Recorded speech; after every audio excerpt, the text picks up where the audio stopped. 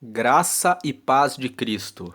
Hoje é dia 6 de julho, nós vamos ler Provérbios capítulo 6. Nós estamos num estudo do livro de Provérbios. Você que nunca leu Provérbios, Provérbios é um livro de sabedoria dentro da Bíblia que foi escrito na grande parte pelo rei Salomão. Salomão escreveu dos capítulos 1 ao 29. O capítulo 30 foi escrito por Agur, o capítulo 31 foi escrito pelo rei Lemuel, e esses 31 capítulos trazem ensinamentos de Deus para uma vida feliz, próspera, de realização, satisfação, conquista e sucesso em todas as áreas da sua vida. Você pode ler Provérbios todos os meses da sua vida, com o propósito de tirar lições para aplicar no seu dia a dia.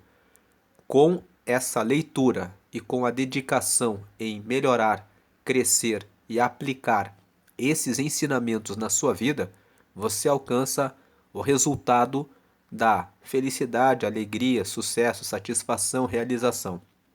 Então hoje nós vamos ler Provérbios 6.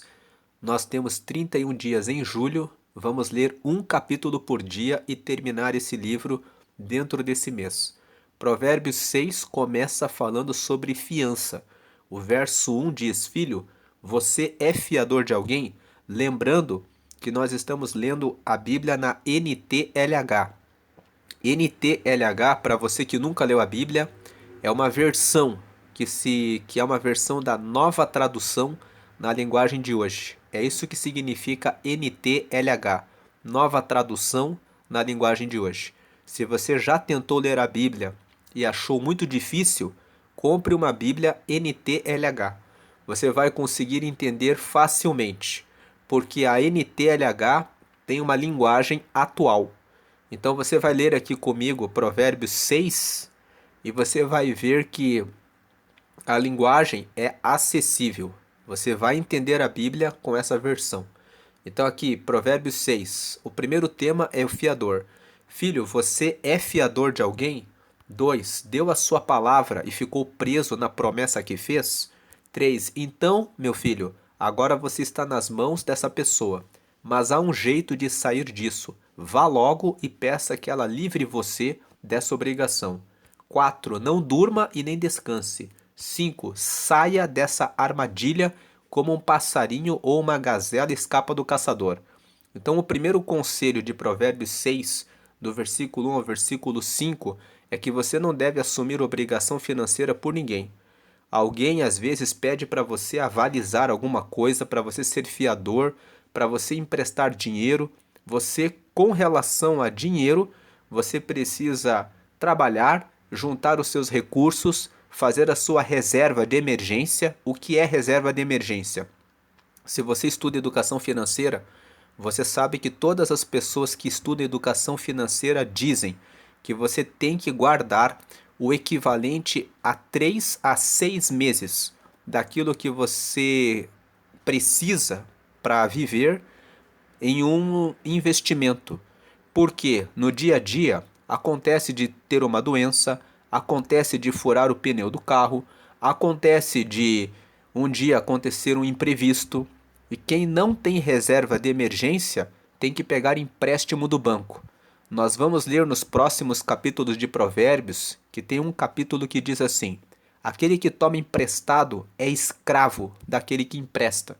Então, o livro de Provérbios, com relação ao tema de emprestar, mostra que é melhor você ter a capacidade de doar do que você precisar.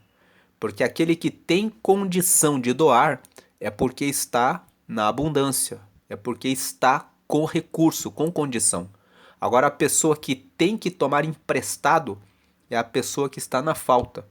Então, o versículo 1 ao versículo 5 trazem um alerta. Você não deve assumir fiança de ninguém. Se a pessoa não paga, você vai assumir o compromisso, a responsabilidade por essa situação. A pessoa fala para você: eu vou pagar, confie em mim. Então o texto está falando: não confie. Lá no livro de Jeremias, no capítulo 17, está escrito assim: maldito o homem que confia no homem. Então muitas pessoas fizeram isso, emprestaram o dinheiro e hoje estão com os seus nomes no Serasa, no Seproc. Estão com os seus nomes no cadastro dos devedores, porque emprestaram o nome para uma pessoa. Às vezes empresta o nome para um irmão, para o pai, para a mãe, para o filho, para a filha. Mesmo que seja o seu parente, com relação a isso, você deve dizer aos seus familiares, a todos, assumam os compromissos que vocês têm recursos, que vocês têm condições de honrar.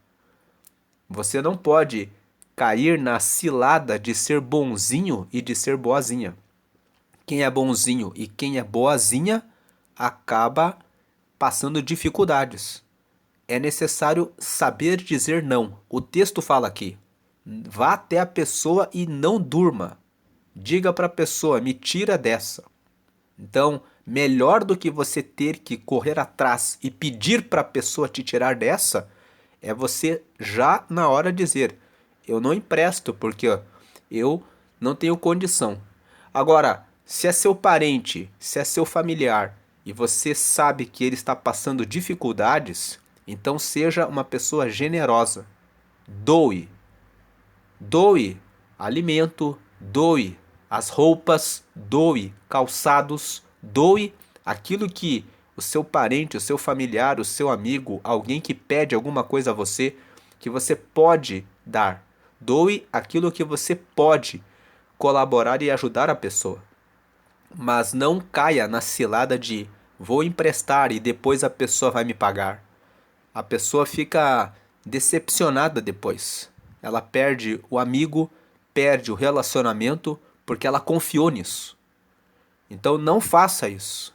Então aqui a insistência de falar sobre a fiança é porque todos os dias isso acontece com muitas pessoas. As pessoas ficam com dó, com pena do outro e não cuidam da própria vida. O texto está falando, cuide com relação a esse negócio de fiança, empréstimo de dinheiro, de assinar contratos como avalista, porque você pode perder o seu recurso. Você sabia que no Brasil existe o bem de família? Se o devedor ele só tem a casa própria dele para pagar uma dívida, a casa dele, ele não é impenhorável. Então o credor ele não pode tomar a casa do devedor. Mas se uma pessoa tem só uma casa, que é a casa que ela mora, e ela assina uma fiança de alguém, esse credor, se o afiançado não paga a dívida, ele pode pedir a casa do fiador. Eu não sei se você sabia disso, mas a pessoa ela pode perder a casa se ela assume a dívida do outro. Se ela assume dívida para ela mesma e o credor vem cobrar, existe a proteção do bem de família. Se a pessoa pega o bem de família que ela tem e coloca como fiança para um terceiro, para uma pessoa que, para um estranho, para uma outra pessoa qualquer, o credor ele pode pedir o imóvel, ele pode dizer, ele assumiu, ele deu o imóvel dele em fiança por essa pessoa. Então veja que esse negócio de assumir fiança de alguém é algo muito sério. Agora, o segundo ensinamento fala sobre a preguiça. Verso 6. Preguiçoso, aprenda uma lição com as formigas. 7. Elas não têm líder, nem chefe, nem governador. 8. Mas guardam comida no verão, preparando-se para o inverno. 9. Preguiçoso, até quando você vai ficar deitado? Quando vai se levantar? 10. Então o preguiçoso diz, eu vou dormir somente um pouquinho. Eu vou cruzar os braços e descansar mais um pouco. Verso 11. Mas enquanto ele dorme, a pobreza o atacará como ladrão armado. Então aqui nós temos o segundo ensinamento, que o preguiçoso fica na zona de conforto. O preguiçoso, ele não tem iniciativa. Algumas características do preguiçoso. Versículo 6. Preguiçoso, aprenda uma lição com as formigas. O 7. Elas não têm líder, nem chefe, nem governador. Então, o versículo 7 está nos dando ensinamento. Você não precisa de líder, de chefe, nem de governador. Você tem que assumir o protagonismo da sua vida. Você tem que ser o ator principal, a atriz principal do seu filme. Como que você vive? Esperando que alguém pague um salário melhor para você? Esperando que alguém dê algum benefício para você? Quem fica esperando o outro dar um benefício para si, não vai a lugar nenhum. As formigas, elas não precisam que alguém mande nelas. Elas não dependem da outra pessoa. Elas próprias vão atrás do alimento para colocar no formigueiro. Elas vão atrás do seu recurso. Então o verso 7 fala: elas não têm líder, nem chefe, nem governador. Como você tem vivido a sua vida? Você está dependendo do governo? Você está dependendo de alguém? Você vê que as pessoas que correm atrás de sabedoria, conhecimento, empreendedorismo, eu vou atrás, eu vou buscar uma forma de eu ganhar o meu recurso, eu não vou ficar encostado no governo, eu não vou ficar esperando cair algum salário para mim, eu vou correr atrás, eu vou produzir alguma coisa, eu vou vender alguma coisa, eu vou procurar uma forma de aprender alguma coisa para eu mesmo ser o líder na minha vida. Essas pessoas são as pessoas que prosperam. As pessoas que ficam sempre dependentes de promessas de terceiros acabam sempre caindo na desgraça. Então, o verso 7 fala: elas não têm líder, elas não têm chefe, elas não têm governador.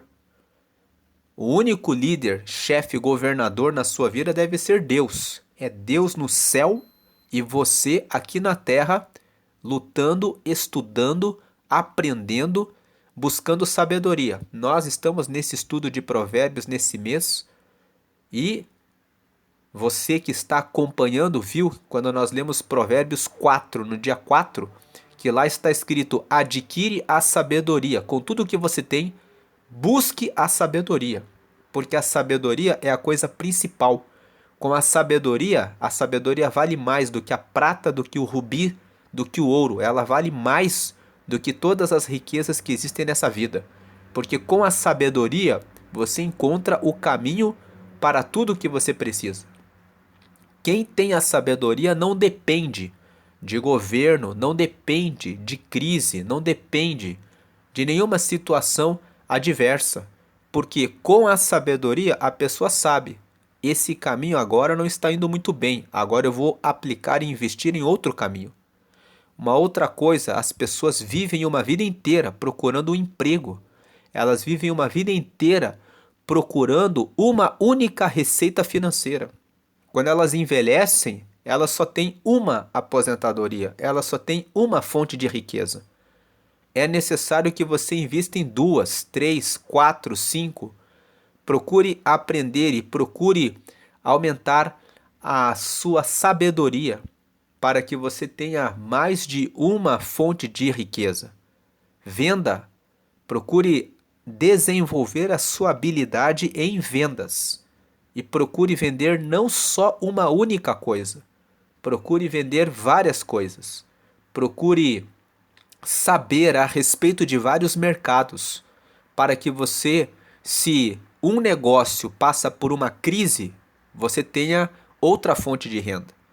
As pessoas ficam sempre dependentes elas só trabalham com um setor. E se o setor não dá certo?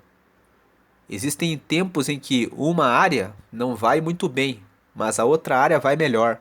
Se você diversifica e se você tem aplicações financeiras, a reserva de emergência, você tem recursos nos momentos difíceis. Então, pense em buscar sabedoria, conhecimento, participe de eventos na sua cidade sobre a junta comercial, sobre como fazer para montar o meu primeiro negócio. Procure informações sobre isso. Converse com pessoas que estão envolvidas nisso. Tenha iniciativa e não pense em ficar dependente dos outros. Agora o verso 8. As formigas Elas guardam a comida no verão, elas aproveitam as épocas boas e elas armazenam. Isso fala sobre investimento. Uma pessoa que tem investimento financeiro, ela pode ter rendas e essas rendas fazem que ela tenha provisão nas épocas difíceis. E elas guardam a comida no verão, preparando-se para o inverno. O inverno representa os tempos difíceis. Agora o 9. Preguiçoso, até quando? Até quando você vai ficar deitado? Aqui o ficar deitado é ficar na zona de conforto. É bom quando você faz uma coisa, você tem o seu salário, você tem a sua remuneração, você tem o seu pão, a sua água e você pensa, eu estou seguro. Mas até quando você vai ficar deitado nesse comodismo? Quando vai se levantar? Quando vai se despertar?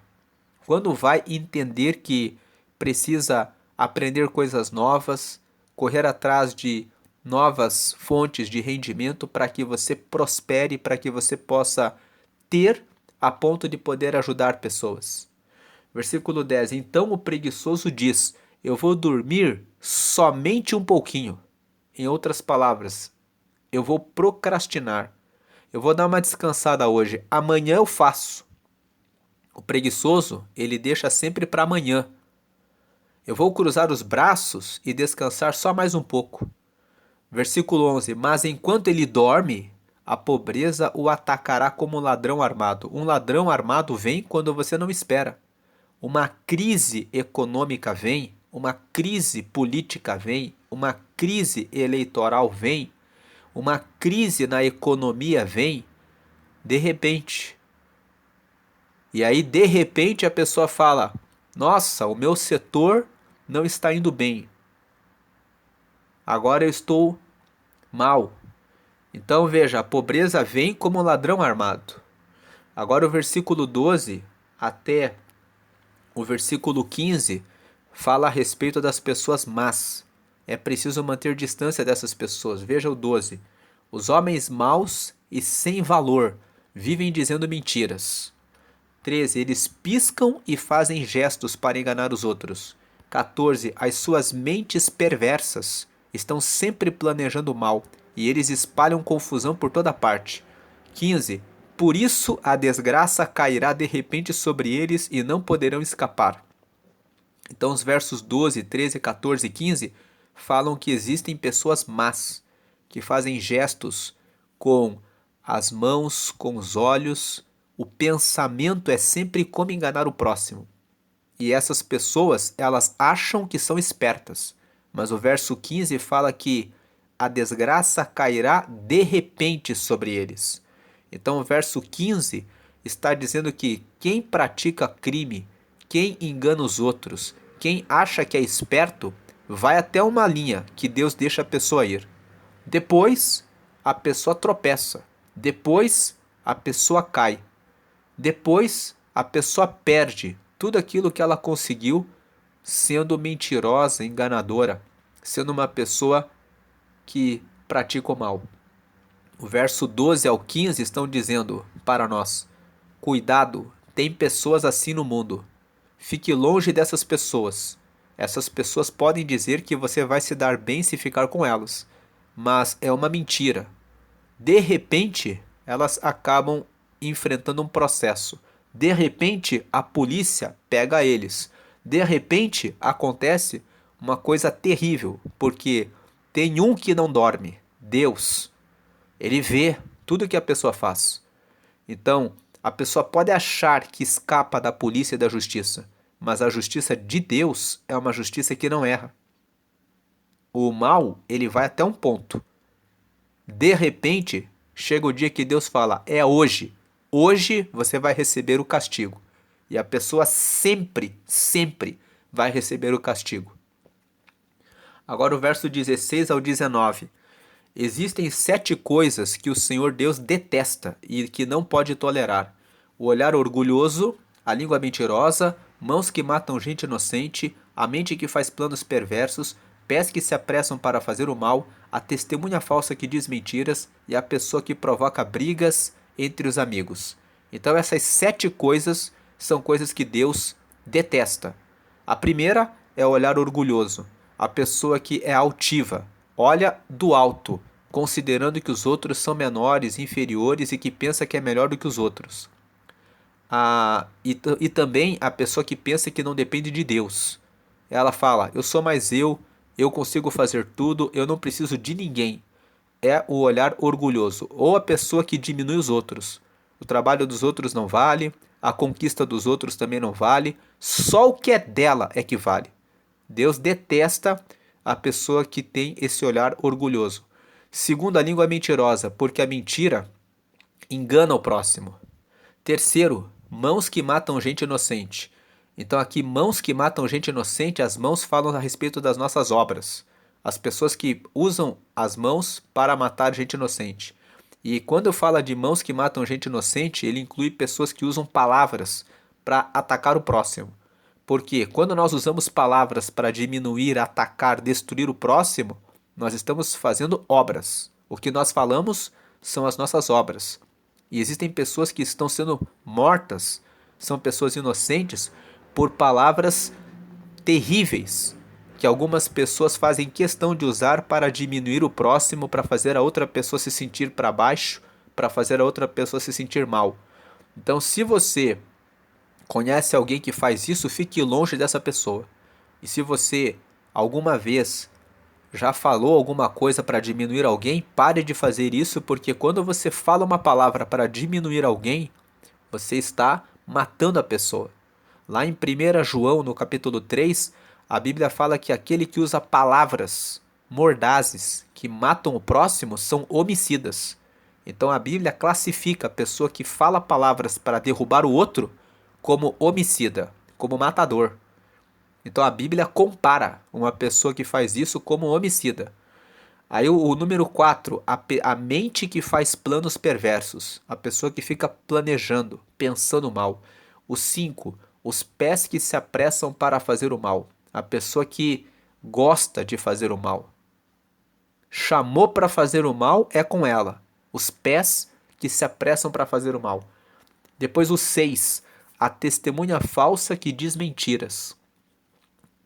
Então a testemunha falsa, ela prejudica a justiça. Ela mente perante a justiça. E o 7, a pessoa que provoca brigas entre amigos. Deus ama a união. O Salmo 133 fala que é muito bom a união. Deus detesta a pessoa que cria contenda entre as pessoas. Verso 20. Filho, faça o que o seu pai diz e nunca esqueça o que a sua mãe ensinou. 21. Guarde sempre as suas palavras bem gravadas no coração. 22. Os seus ensinamentos o guiarão quando você viajar. Protegerão você de noite e aconselharão de dia. 23. As suas instruções são uma luz brilhante e a sua correção ensina a viver. E 24. Elas livrarão você da mulher imoral e das suas palavras sedutoras. Então aqui do versículo 20 até o versículo 24, Provérbios 6 está falando para ouvir os conselhos das pessoas que amam você.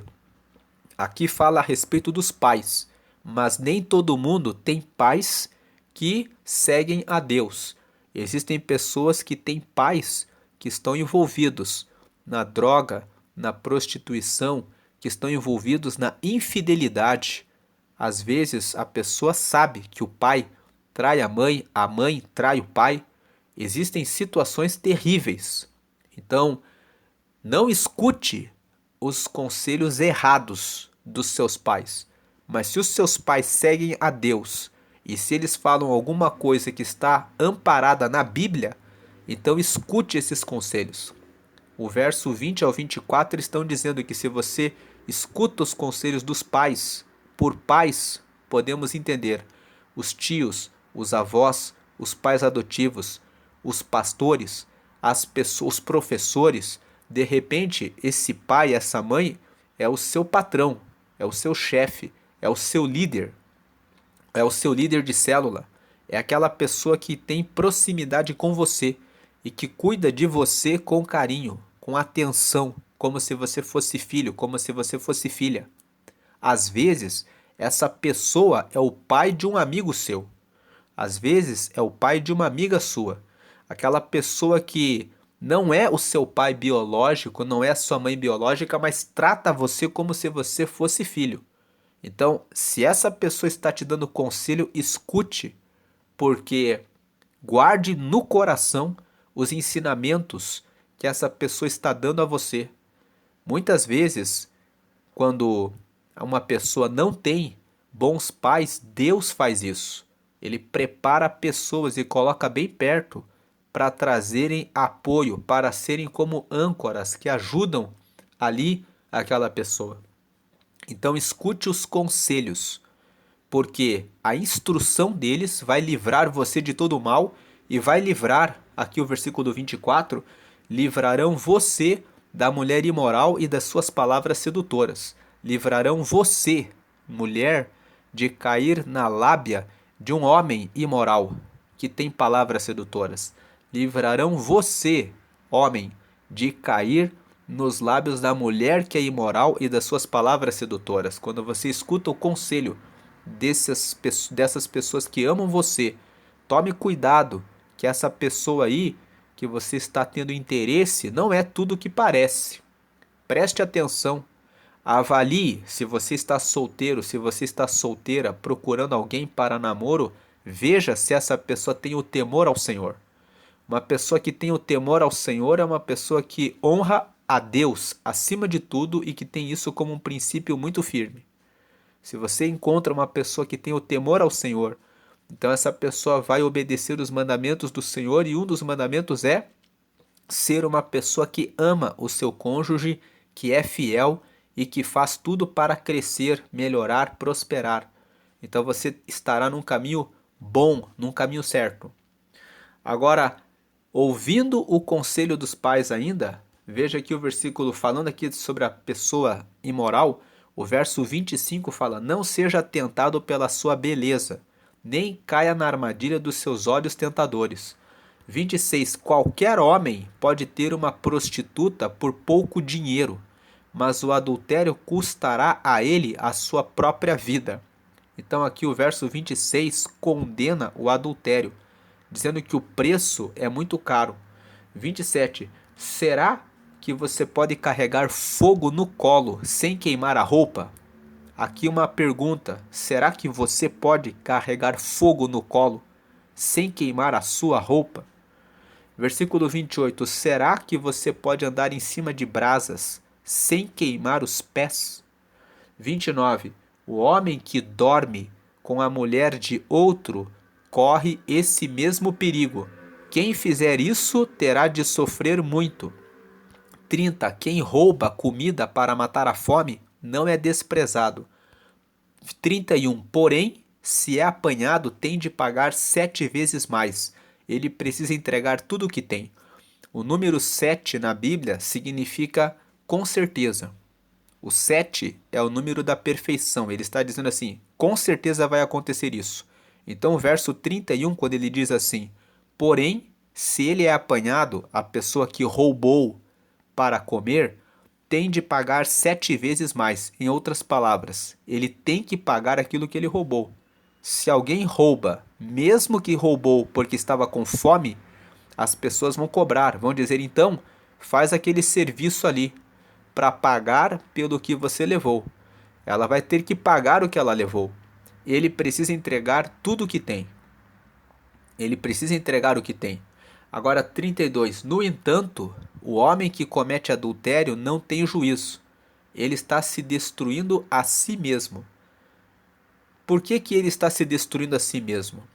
Ele está pegando um vício de querer o que é dos outros. Ele está sentindo prazer em ficar com o que é dos outros e não constrói a sua própria vida. Então ele está destruindo a chance, a oportunidade dele ter a própria esposa. A mulher que sai com o marido da vizinha, com o marido da outra pessoa, está perdendo a chance de ter um casamento feliz e de uma vida próspera, sabendo que é o seu marido. O homem que faz isso está perdendo a oportunidade de saber que tem a sua família. 33. Passará vergonha, levará uma surra e ficará desmoralizado para sempre. 34. Porque o ciúme faz o marido ficar furioso e a sua vingança não tem limites. 35. Ele não aceitará nenhum pagamento e mesmo uma porção de presentes não acabará com a sua raiva. Tem muitas pessoas que leem esse texto e pensam assim: isso é tudo mentira, porque eu já saí com várias mulheres casadas e nunca ocorreu nada comigo. Mas lembre que o mal, ele sempre vem de repente. Quando a pessoa menos espera, ela recebe o juízo e o pagamento por toda a semente que ela plantou. Ninguém escapa do juízo de Deus. Vai chegar o dia da velhice, vai chegar o dia de olhar no espelho retrovisor e de olhar e dizer: eu não construí nada da minha vida. Então, Deus, ele sempre vai trazer o resultado e a consequência daquilo que cada um fizer. O capítulo 6 de Provérbios traz esses alertas. Alerta sobre cuidado com seu dinheiro. Aprenda a dizer não para as pessoas que querem colocar você como fiador, como fiadora, para as pessoas que querem pedir dinheiro emprestado a você. Você não deve nada a ninguém. Se você quer ajudar ou socorrer alguém da sua família, então doe. Doe de acordo com o que você tem, de acordo com as possibilidades que você tem. Conscientize essa pessoa que está em desequilíbrio emocional, às vezes querendo comprar um carro caro, às vezes querendo comprar roupas caras, às vezes querendo usar o dinheiro para aquilo que não é pão. Conscientize essa pessoa. Não se deixe levar pela emoção, porque senão quem vai pagar esse resultado, essa consequência, vai ter o nome no Serasa e no Seproc, vai ser você. Número 2, ele fala sobre a preguiça. Procure aprender como empreender. Não seja dependente da economia. Não fique refém de um patrão. Não fique refém de um salário. Aprenda a vender. Não só uma coisa, mas várias coisas. Veja o que você pode aprender. Talvez você esteja dizendo: eu não sei nada. Você pode aprender. Ao invés de ficar de braços cruzados, dormindo e dizendo: eu não sei nada, vá atrás. Você não precisa que alguém mande você fazer. Que você seja o seu chefe. Que você seja o seu líder. Que você seja a pessoa que reina sobre a sua vida. Que você pense: o que eu vou fazer para eu ter uma nova fonte de renda. Depois, ele fala que cuide dos maus. Os maus ficam o tempo todo imaginando coisas ruins. Depois ele fala sobre cuidado com orgulho, sobre mentira, sobre mãos que fazem coisas erradas, sobre ter o coração, a mente que só pensa e só faz planos maus, sobre ter pressa para fazer o mal, sobre ser uma testemunha falsa e provocar brigas entre as pessoas. Fique longe dessas pessoas e também não faça nada disso. Depois ele fala para escutar os conselhos dos pais. Escute os conselhos dos pais, das pessoas que gostam, que amam, que cuidam de você. E isso vai livrar você da pessoa errada, da pessoa imoral. E fuja totalmente de qualquer proposta de fornicação. Você que é solteiro, você que é solteira, não tenha relacionamento íntimo antes do casamento. As pessoas entram nessa fornicação e depois elas ficam dependentes de intimidade. Elas não conseguem mais ficar sem intimidade. E aí elas ficam com dificuldade de manter um relacionamento, elas perdem o autocontrole, o autodomínio, o domínio próprio. E muitas pessoas acabam se viciando nisso. Então faça as coisas certas, que fazendo as coisas certas, você sabe que tem um caminho feliz, um caminho abençoado por Deus. E nunca se envolva com adultério. Se é uma pessoa casada, Fique longe da pessoa casada e não cobice a mulher do próximo, nem o marido da próxima. Deus tem uma pessoa para você. Procure uma pessoa que você pode casar e viver a sua vida em paz e com segurança. Essas são as orientações de Provérbios, capítulo 6. Agora eu quero fazer um convite para você que ouviu essa mensagem, esse estudo de Provérbios 6 e ficou pensando: como que eu faço para acertar a minha vida com Deus? Como que eu faço para ter um relacionamento com Deus? Para ter um relacionamento com Deus, a Bíblia fala que você precisa aceitar a Jesus. Aceitar a Jesus significa reconhecer que você é pecador, que você é pecadora. E reconhecer que Jesus veio e quando ele morreu na cruz, o sangue dele foi derramado para trazer o perdão dos nossos pecados. Então você faz essa oração que está aqui na tela, dizendo que você aceita Jesus, reconhece que tem pecados e pede perdão, e que você quer que o Espírito Santo, que é o Espírito de Deus, more em você. Você vai receber o Espírito de Deus na sua vida e ele vai guiar você até o céu. Como que o Espírito Santo vai te guiar até o céu? Ele vai falar com você. Outro dia, um homem tinha o hábito de ir no mercado perto da casa dele e sempre que ele passava no caixa ele colocava a mão e pegava várias balas, colocava no bolso dele e ele achava isso certo. Ele aceitou a Jesus. Ele começou a orar todos os dias. Ele começou a falar todos os dias: Jesus, eu quero o Espírito Santo na minha vida, eu quero ir para o céu. Depois que ele aceitou a Jesus, um dia, ele foi fazer o que ele fazia sempre.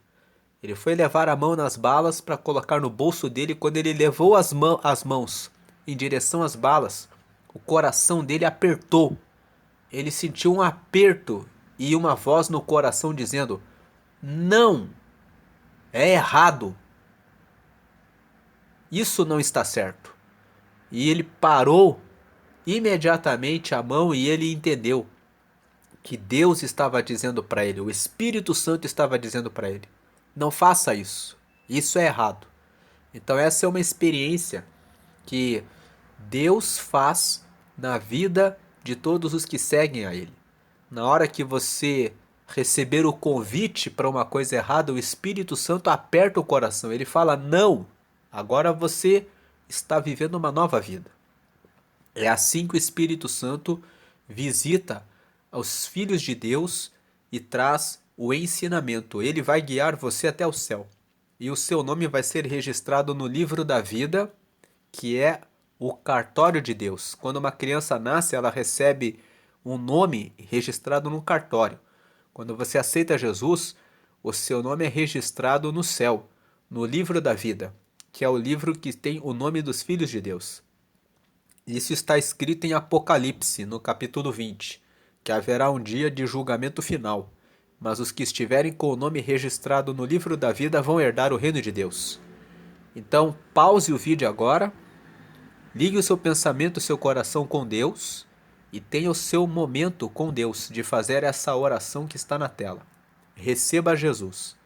E eu convido você a acompanhar essa leitura de Provérbios até o dia 31 de julho. No mês de maio, nós fizemos a leitura de Provérbios na perspectiva do trabalho. Dia 1º de maio comemora-se o Dia do Trabalho. Então, o mês de maio, nós fizemos a leitura de Provérbios nessa perspectiva. Eu vou deixar no canto superior direito a playlist de Provérbios e Trabalho. Você vai clicar em cima ou vai pressionar aí a tela do seu celular e você vai acessar os 31 capítulos de Provérbios meditados na perspectiva do trabalho. E eu vou deixar no canto superior direito o texto de Provérbios e Vida Sentimental. Se você está querendo ler Provérbios, aprender a respeito de Provérbios na perspectiva da vida sentimental, eu vou deixar no canto superior direito a série Provérbios e Vida Sentimental. Você pode ler qualquer capítulo de Provérbios nessa leitura, na perspectiva da vida sentimental, conjugal, e vai ser bênção na sua vida. Deus abençoe a sua vida grandemente. Se você lembrou de alguém que precisa ouvir essa palavra, compartilhe esse vídeo para alcançar essa pessoa para o reino de Deus. E siga os conselhos de Provérbios. Provérbios é a palavra que traz satisfação, felicidade, conquista, realização, tudo aquilo que você busca de melhor para a sua vida e para a sua família. Deus abençoe grandemente. Amém.